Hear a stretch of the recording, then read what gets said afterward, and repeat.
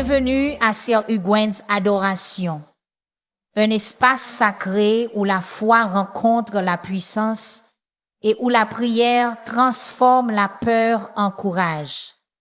Dans le message d'aujourd'hui, nous échangeons nos chaussures de course invisibles contre l'armure de Dieu. À travers les paroles intemporelles du psaume chapitre 35, nous découvrirons comment arrêter de fuir nos batailles et commencer à nous tenir fermement dans la foi.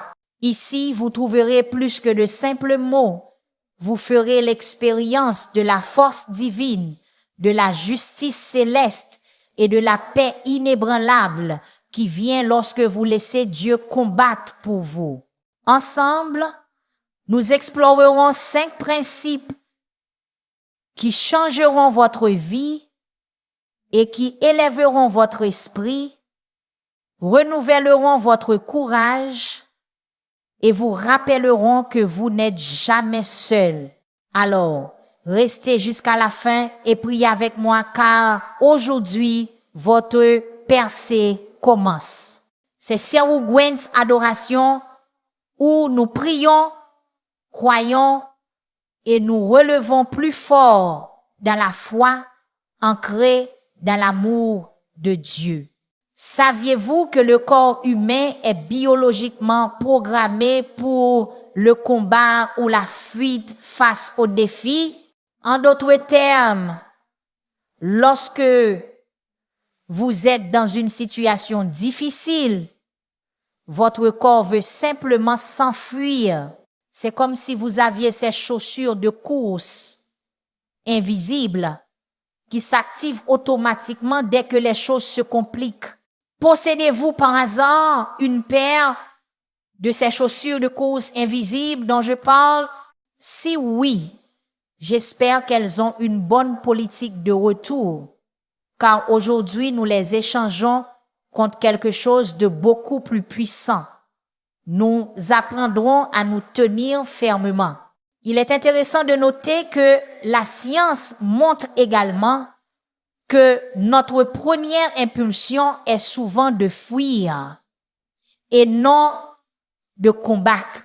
Mais que se passerait-il si je vous disais que Dieu lui-même, parlant à travers un texte intemporel vieux de 3000 ans, aussi pertinent que l'actualité d'aujourd'hui, peut vous donner le courage et la force de tenir bon au lieu de fuir? Préparez-vous, car aujourd'hui, nous explorons le psaume chapitre 35 d'une manière que vous n'avez jamais vue auparavant. Ce n'est pas juste un ancien chant, c'est un guide brillant pour affronter les grands défis de la vie sans reculer. Alors aujourd'hui, je vous dis, arrêtez de fuir. Préparez-vous à passer du sentiment d'être acculé à celui d'être courageux. Préparez-vous à passer d'un mode de fuite à un mode de combat qui n'est pas enraciné dans l'agression, mais dans la sagesse de Dieu et le courage spirituel. Je vais également prier une prière puissante avec vous au nom puissant de Jésus. Alors regardez jusqu'à la fin et ouvrez votre cœur pour recevoir les bénédictions de cette prière. Considérez ceci. L'idée de fuir nos problèmes est familière à beaucoup d'entre nous. Et ne vous méprenez pas, je ne parle pas de course physique, mais du genre de fuite qui se produit en nous. Nous fuyons les confrontations, nous fuyons les défis. Certains d'entre nous fuient la vérité sur nous-mêmes et certains d'entre nous fuient même Dieu comme Jonas. Mais aujourd'hui, le message du psaume chapitre 35 nous crie « Arrêtez de fuir ». Le livre des psaumes sert souvent de pharmacie pour l'âme et le psaume chapitre 35 contient le puissant remède dont nous avons parfois besoin. En général, le psaume chapitre 35 parle de la lutte contre l'injustice, les fausses accusations et les difficultés personnelles, mais, fait intéressant, il nous enseigne à les affronter de front plutôt que de fuir. Écoutons ces paroles du psaume chapitre 35 et laissons-les pénétrer profondément dans notre âme. Plaide ma cause éternelle contre mes adversaires, combat ceux qui me combattent. Prends le bouclier et la cuirasse, lève-toi pour me secourir. Brandis la lance et le javelot contre mes persécuteurs. Dis à mon âme, je suis ton salut. Qu'ils soient honteux et confus ceux qui en veulent à ma vie. Qu'ils reculent et rougissent ceux qui méditent ma perte. Qu'ils soient comme la balle emportée par le vent et que l'ange de l'Éternel les chasse. Que leur chemin soit obscur et glissant et que l'ange de l'Éternel les poursuive. En effet, sans raison, ils m'ont tendu un piège, sans raison, ils ont creusé un trou pour m'ôter la vie. Que la ruine fonde sur eux à l'improviste, que le filet qu'ils ont tendu les prenne eux-mêmes, qu'ils tombent dans cette ruine. Alors mon âme sera dans la joie à cause de l'Éternel, elle se réjouira de son salut. Tous mes os diront, Éternel, qui peut se comparer à toi? Tu délivres le malheureux de plus fort que lui, le malheureux et le pauvre de celui qui le dépouille. De faux témoins se sont levés. Ils m'ont interrogé sur des choses que j'ignorais. Ils m'ont rendu le mal pour le bien, causant mon dépérissement. Moi, quand ils étaient malades, je mettais un habit de deuil. J'humiliais mon âme par le jeûne. Ma prière retournait dans mon sein. J'agissais comme pour un ami, comme pour un frère. Je me courbais avec tristesse, comme celui qui pleure sa mère.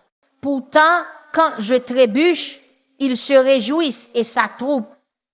Des inconnus s'attroupent contre moi et me déchirent sans relâche. Avec des moqueurs impies, ils grincent des dents contre moi. Seigneur, jusqu'à quand regarderas-tu cela? Protège mon âme de leurs coups, ma vie de ces lionceaux. Je te louerai dans la grande assemblée. Je te célébrerai au milieu d'un peuple nombreux. Que ceux qui sont à tort mes ennemis ne se réjouissent pas à mon sujet, que ceux qui me détestent sans raison ne clignent pas de l'œil. En effet, ils ne parlent pas de paix, mais ils méditent la tromperie contre les habitants tranquilles du pays. Ils ouvrent leur bouche contre moi, ils disent « Ah, ah, nous l'avons vu. » Tu as vu, Éternel. Ne reste pas silencieux. Seigneur, ne t'éloigne pas de moi. Réveille-toi, lève-toi pour ma justice, mon Dieu et mon Seigneur. Défends ma cause. Juge-moi, Éternel, mon Dieu, selon ta justice, et qu'ils ne se réjouissent pas à mon sujet, qu'ils ne disent pas dans leur cœur, « Ah, c'est ce que nous voulions », qu'ils ne disent pas « Nous l'avons anéanti », qu'ils soient honteux et confus ensemble, ceux qui se réjouissent de mon malheur, qu'ils soient couverts de honte et d'ignominie, ceux qui s'élèvent contre moi, qu'ils poussent des cris de joie et se réjouissent, ceux qui approuvent ma juste cause, qu'ils disent constamment que l'Éternel soit célébré, lui qui veut la paix de son serviteur. Ma langue proclamera ta justice, elle redira chaque jour ta louange. Telles sont donc les paroles du Seigneur dans le psaume chapitre 35. Rappelez-vous, sur le champ de bataille spirituel, fuir n'est jamais la solution, mais tenir bon lest. Mais comment faire? Comment tenir bon quand tout en vous veut fuir? Plongeons donc dans le psaume chapitre 35 et découvrons ce que le Saint-Esprit veut nous révéler aujourd'hui. Nous explorerons 5 principes clés qui non seulement nous encourageront à tenir bon, mais nous équiperont également du courage divin pour faire face de front à tout défi que nous pourrions rencontrer. Numéro 1. Reconnaissez votre avocat. Concentrons-nous sur la toute première ligne du psaume chapitre 35. Plaide ma cause, ô Éternel, contre ceux qui me combattent. Combat ceux qui me combattent. Remarquez à quel point c'est direct. Le psalmiste ne dit pas, Seigneur, si tu as le temps, pourrais-tu éventuellement te pencher sur mes problèmes? Non, il n'a pas fait cela. Il dit, Dieu, lève-toi pour moi, combat pour moi. Le psalmiste reconnaît Dieu comme son avocat. Tout comme un bon avocat dans un tribunal, Dieu est notre défenseur dans le domaine des épreuves et tribulations de la vie. Rappelez-vous ce que Jésus a dit dans Jean chapitre 14, verset 16. Et moi, je prierai le Père et il vous donnera un autre défenseur afin qu'il reste éternellement avec vous. Le mot grec pour défenseur ici peut aussi signifier avocat. Imaginez cela. Non seulement Dieu est notre avocat, mais il envoie également le Saint-Esprit pour être notre avocat.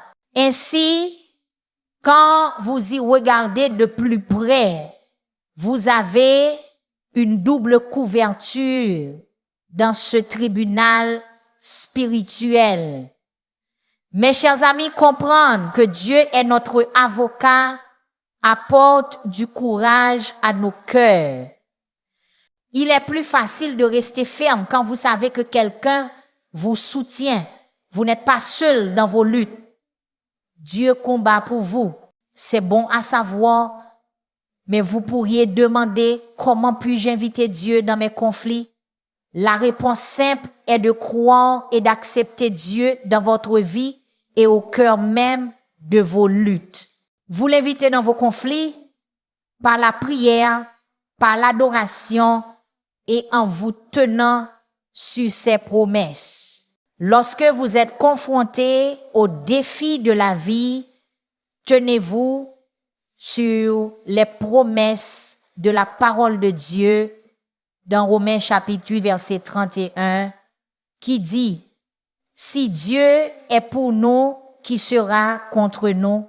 Considérez également qu'il ne s'agit pas seulement de savoir, mais aussi de croire. Parfois, nous savons quelque chose dans notre esprit, mais nous ne l'avons pas laissé pénétrer dans nos cœurs. Alors aujourd'hui, rendons-le personnel, déclarez-le sur votre vie, dites-le à voix haute. Dieu est mon avocat, il combat pour moi, je ne fuirai pas, je resterai ferme. Numéro 2, adoptez le bouclier de la justice céleste. En poursuivant, le psaume chapitre 35 appelle également Dieu à revêtir son armure. Il dit, prends le bouclier et la cuirasse, lève-toi pour me secourir. Pourquoi Dieu, le créateur de l'univers, aurait-il besoin d'une armure? Cela semble un peu étrange, n'est-ce pas?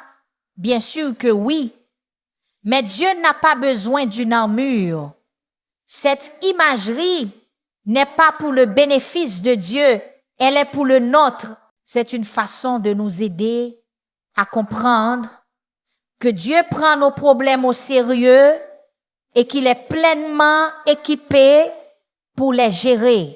Alors, quand vous lisez sur le bouclier et l'armure de Dieu dans cette écriture, considérez-le comme une manière poétique de dire que Dieu a tous les outils dont il a besoin pour nous aider lorsque nous sommes en difficulté. C'est comme dire que Dieu est entièrement préparé et équipé pour gérer tout ce qui se présente à nous. Éphésiens chapitre 6 verset 11 nous dit: revêtez-vous de toutes les armes de Dieu afin de pouvoir tenir ferme contre les ruses du diable.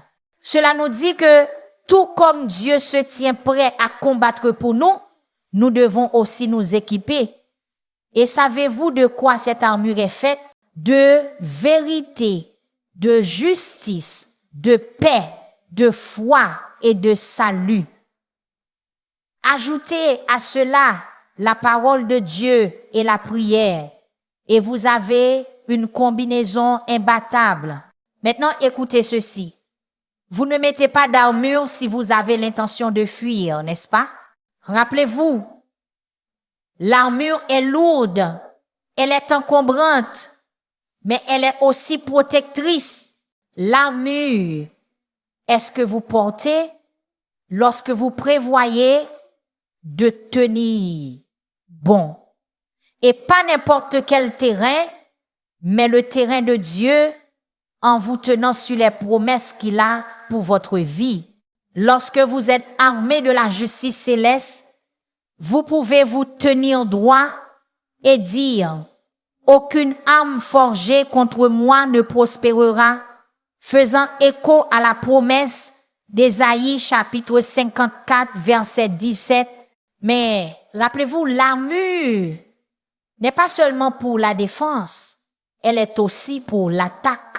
L'armure de Dieu nous donne le pouvoir d'avancer, de prendre de nouvelles positions, de reconquérir des domaines de la vie que nous avons peu, être abandonnés à la peur ou au désespoir. Alors ne restez pas assis ou debout, avancez. Équipez-vous mes amis, arrêtez de fuir et tenez ferme, équipés du bouclier de la justice céleste. Les promesses de Dieu sont votre armure et sa justice est votre bouclier et votre cuirasse. Numéro 3, cultivez l'honnêteté sur le champ de bataille spirituelle. Alors que nous méditons les paroles du psaume chapitre 35, vous remarquerez que le psalmiste est brutalement honnête avec Dieu. Il ne mâche pas ses mots. Il est frustré et il déverse sa lamentation devant Dieu. Et devinez quoi? Cela nous montre que Dieu peut gérer notre honnêteté. La vérité est que Dieu sait déjà ce que vous traversez. Alors pourquoi ne pas simplement être transparent à ce sujet? Pouvez-vous vous identifier à la position du psalmiste dans le psaume chapitre 35? Y avez-vous déjà été? Eh bien, si oui, pourquoi ne pas être honnête avec Dieu à ce sujet? Le pouvoir de la lamentation est souvent négligé. Jérémie chapitre 20 verset 9 nous dit « Je me disais, je ne ferai plus mention de lui, je ne parlerai plus en son nom. » Mais c'était dans mon cœur comme un feu dévorant. Jérémie était connu comme le prophète qui pleure pour une raison. Il ressentait les choses profondément et n'avait pas peur d'être honnête devant Dieu. Il savait quelque chose que nous oublions souvent, la transparence est thérapeutique. Lorsque vous vous ouvrez à Dieu, vous ne faites pas que vous défouler. Vous l'invitez à entrer dans votre situation. Vous lui donnez la permission d'agir en votre nom. Si vous n'êtes pas honnête sur votre situation, comment Dieu peut-il vous conduire là où vous devez être?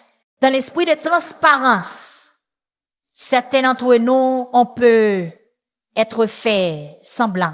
Nous agissons comme si nous avions tout sous contrôle. Mais à l'intérieur, c'est le désordre. Écoutez mes amis, on ne peut pas faire semblant dans le royaume de Dieu. Dieu voit clair et il attend que vous soyez honnête avec lui. Si vous luttez avec le doute, Dieu le sait. Si vous combattez une dépendance cachée, Dieu le sait. Si vous êtes aux prises avec la solitude ou le désespoir, Dieu le sait. Et non seulement il le sait, mais il attend aussi d'intervenir dans ces luttes avec vous pour apporter la guérison, l'espoir et la restauration. Alors, pourquoi Dieu désire-t-il notre honnêteté et notre transparence?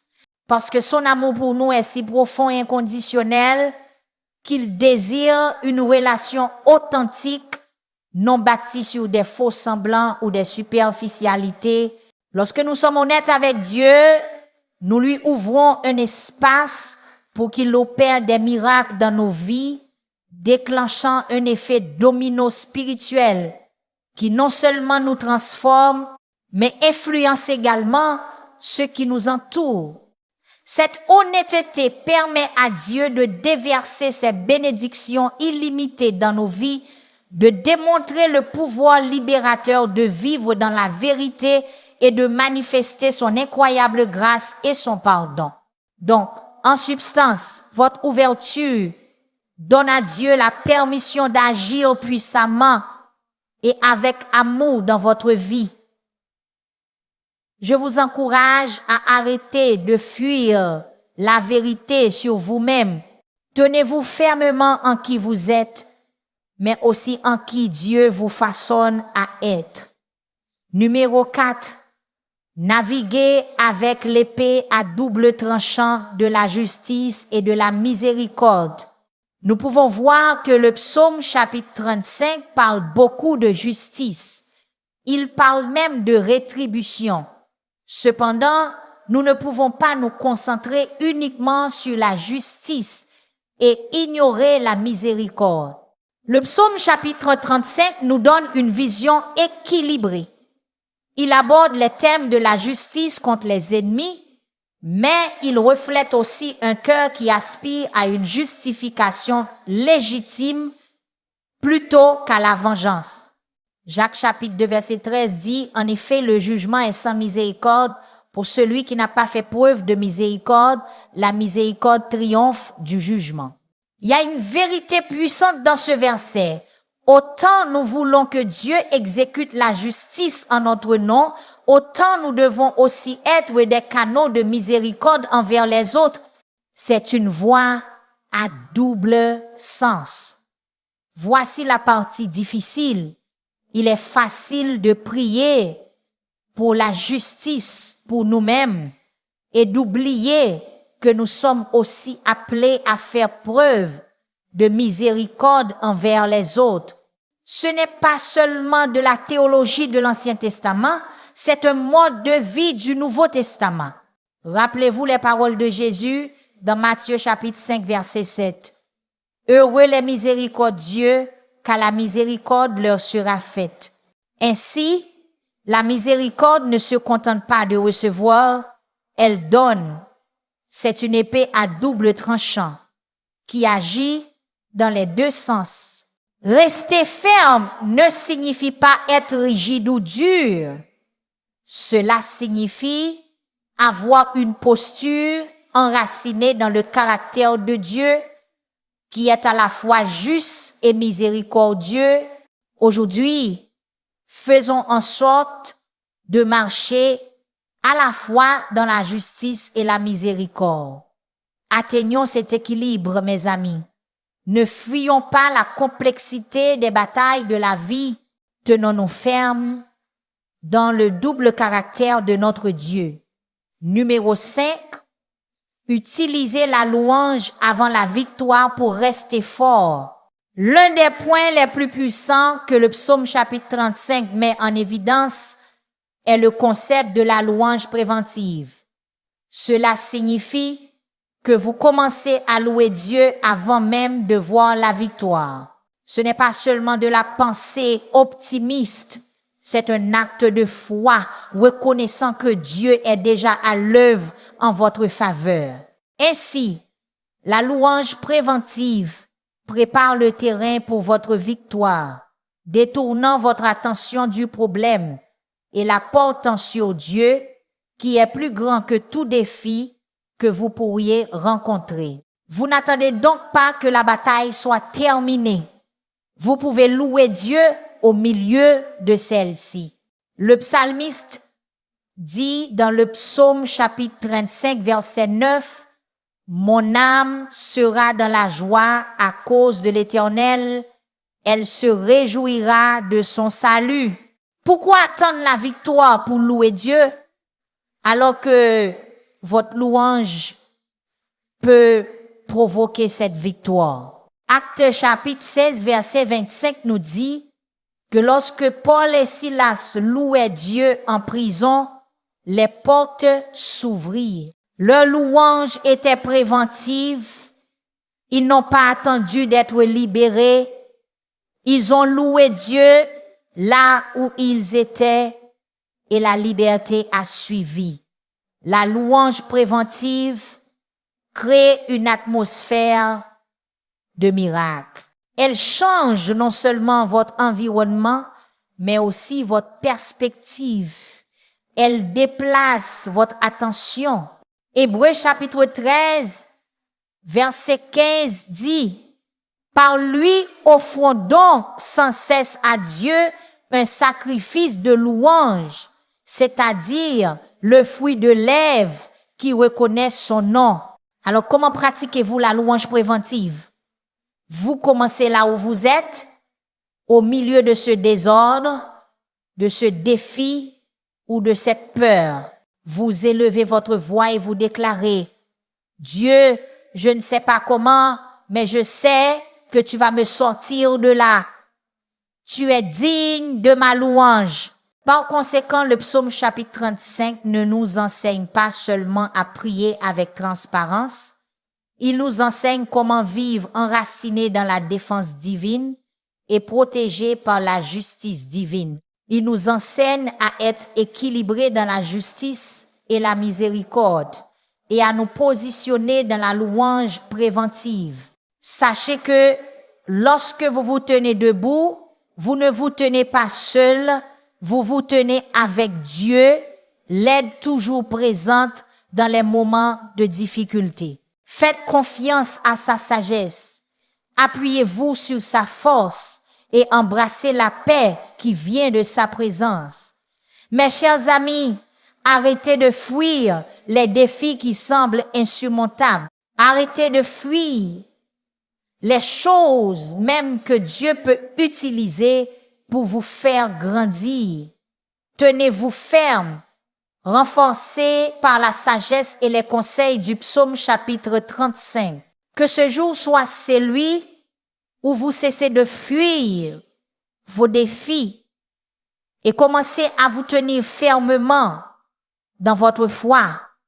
Il est temps de tenir bon et de rester ancré dans l'amour et la puissance de Dieu. Maintenant, à tous ceux qui m'écoutent, allons au Seigneur en prière. Je veux que vous fassiez cette prière avec moi afin que vous puissiez avoir toutes les bénédictions de cette prière. Prions notre Dieu bienveillant et aimant. Cher Père céleste, tu es digne de toute louange et je te donne toute la gloire. Tu es le roi des rois et le Seigneur des seigneurs. Tu es mon aide toujours présente dans les moments de difficulté. Seigneur, je suis reconnaissant que ton amour soit ma lumière guide. Je te remercie pour ta paix qui dépasse toute compréhension. Père, je te demande pardon pour toutes les fois où j'ai fui mes défis au lieu de les affronter avec foi. Accorde-moi ta miséricorde, Seigneur, même lorsque je fais preuve de miséricorde envers les autres. Merci d'être mon avocat et de te tenir à mes côtés, même lorsque je me sens dépassé. Seigneur, je suis reconnaissant que tu combattes pour moi. Au nom de Jésus, je déclare un esprit de courage renouvelé pour remplir ma vie, le courage d'arrêter de fuir et de tenir ferme dans la foi. Ô Seigneur, mon défenseur et mon bouclier, je réprimande l'esprit de peur, je réprimande l'anxiété et je réprimande toute forme de servitude au nom de Jésus. Père, équipe-moi de ton armure divine, me renforçant pour rester inébranlable face à tout défi ou opposition. Confonds mes ennemis, Seigneur, afin que les plans contre moi échouent. Seigneur, je prie pour la grâce d'être honnête avec toi, transparent dans mes luttes, mais rempli d'espoir. Aide-moi à naviguer avec l'épée à double tranchant de la justice et de la miséricorde dans ma vie, afin que je puisse vivre d'une manière qui te soit agréable. Père, je déclare au nom de Jésus que je suis habilité par la louange avant même que la bataille ne soit gagnée. Seigneur, ma bouche proclamera ta bonté. Guéris-moi, Seigneur, dans mon corps, mon esprit et mon âme, car par tes meurtrissures, je suis guéri. Je demande ta protection divine au Père céleste. Envoie tes anges pour garder mon chemin. Seigneur, je te demande de me combler de tes bénédictions abondantes. Je déclare que je suis béni dans mes allées et venues. Je te présente mes proches, cher Seigneur, qu'ils expérimentent eux aussi ton amour éternel, ta protection et tes conseils au nom de Jésus. Je brise toute malédiction et lie toute mauvaise intention qui nous a été destinée.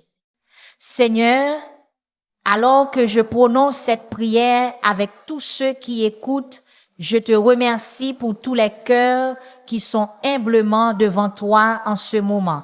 Je prie pour ceux qui sont confrontés à des épreuves et des difficultés, afin qu'ils trouvent le courage d'arrêter de fuir et de commencer à se tenir enracinés dans ta puissance et ton amour magnifique.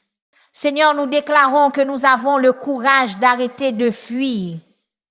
Nous déclarons la victoire, le succès et la percée dans tous les domaines de nos vies au nom de Jésus. Père, nous nous tenons fermement sur tes promesses, non pas parce que nous sommes forts, mais parce que tu es fort en nous, parce que tu es notre avocat et que tu combats pour nous. Nous ne fuirons pas, nous tiendrons ferme. Merci Seigneur d'avoir entendu et exaucé ma prière. Au nom de Jésus, je prie. Amen. Si ce message a touché votre cœur, rappelez-vous ceci, vous n'êtes jamais seul dans vos batailles. Dieu est votre avocat, votre défenseur et votre refuge inébranlable. Peu importe la tempête à laquelle vous faites face, il se tient à vos côtés, combattant en votre nom. Alors que vous avancez aujourd'hui, accrochez-vous aux promesses du psaume chapitre 35. Le même Dieu qui a protégé David vous protégera aussi. Tenez bon, gardez votre foi vivante et que la louange soit votre arme avant même que la victoire ne vienne. Si vous avez été béni par cette prière, prenez un instant pour la partager avec quelqu'un qui a besoin de courage aujourd'hui. Laissez votre amen dans les commentaires. Abonnez-vous pour rejoindre cette famille de foi grandissante. Et restez proches car chaque prière, chaque mot ici est destiné à renforcer votre marche avec Dieu. Jusqu'à la prochaine fois, que la paix du Christ garde votre cœur, que sa lumière guide votre chemin et que vous restiez toujours ferme dans son amour. C'est Sœur Huguens, adoration nous, les cœurs sont guéris, la foi est renouvelée et les prières montent comme l'encens devant le trône de Dieu.